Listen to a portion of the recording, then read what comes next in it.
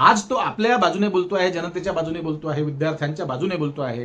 Paper फुटी हा सगळ्यात महत्वाचा विषय अभिजित दिपकेंचा आहे. आणि पक्ष कसा निर्माण झाला हे वारंवार तुम्हाला सांगण्याची गरज नाही. अगदी सटायर पद्धतीने तो सगळा पक्ष निर्माण झाला. आणि मग उगाच चेष्टा. आता काही लोक वेगवेगळ्या पद्धतीनं, आजही मी एक चॅनल बघत होतो, कुठलं काय मला नावही आठवत नाही त्यांचं, तो काहीतरी म्हणे की तिथे 2000 लोक होते फक्त, आणि मग ते म्हणजे नुसतं निगेटिव्ह, नुसतं नकारात्मक, की त्या काहीतरी काय तुकडा तुकडा गँग वगैरे असे शब्द, पाकिस्तानी आहे, खलिस्तानी आहे, अमक आहे, ढमुक आहे, त्यांचं तर नियोजनच नव्हतं, तिथे तर स्टेजवरती सगळी गर्दीच गर्दी होती, आणि कुणीतरी त्यांना जेवणच पुरवलं होतं. त्या कोणत्या आमचे हे आहे ते आपल्या महाराष्ट्रातले पत्रकार टिळा वगैरे लावतात, फार अतिशय बाणाचं न वगैरे असं मस्त पद्धतीने वापरतात. त्यांची मला मजाच येते, त्यांचे व्हिडिओ मी नेहमी पाहत असतो, आणि ते खूप खूप हुशार आहे, खूप चतुराई दाखवण्याचा प्रयत्न करतात व्हिडिओ करताना. पण कधीही ते बेरोजगारीवर बोलत नाही. हे तिन्ही पत्रकार महाराष्ट्रातले.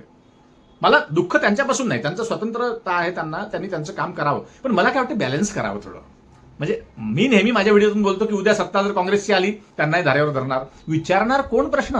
सत्तेला विचारावा लागेल ना प्रश्न. विरोधी पक्षाला तुम्ही प्रश्न कसे विचाराल? त्यांच्याकडे ताकद आहे का? त्यांच्याकडे तिजोरीच्या किल्ल्या आहे का? त्यांच्याकडे अधिकार आहेत का? त्यांच्याकडे पोलीस बल आहेत का? त्यांच्याकडे सगळी व्यवस्था आहे का? नाही. यंत्रणा आहे का? नाही. यंत्रणा कुणाकडे आहे? सत्ता पक्षाकडे. मग भाजपाला विरोध नाही ना, भाजपा दुश्मन नाही ना कुणाची. आरएसएसचा काही विरोध आहे का? नाही, अजिबात नाही.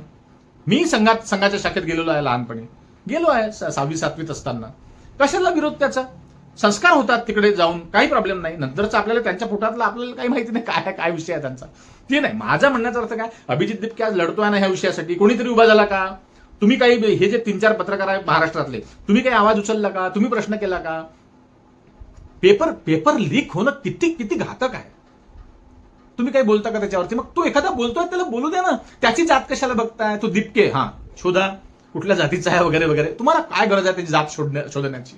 तो कुणाचा पिल्लू असो, कुणाचा पित्तू असो, कुणाचा काय जे काय असेल ते.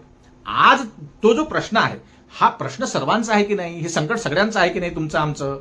जे पत्रकार आहेत बंधू, जे विरोधात बोलतात नेहमी अशा विषयाच्या, त्यांची मुलं बाळा असतीलच की नाही हो नीटला? कोणतरी नातेवाईक रिलेटिव्ह असतीलच की नाही नीटला? तर अशा माणसांना सपोर्ट करा, हे माझं म्हणणं आहे.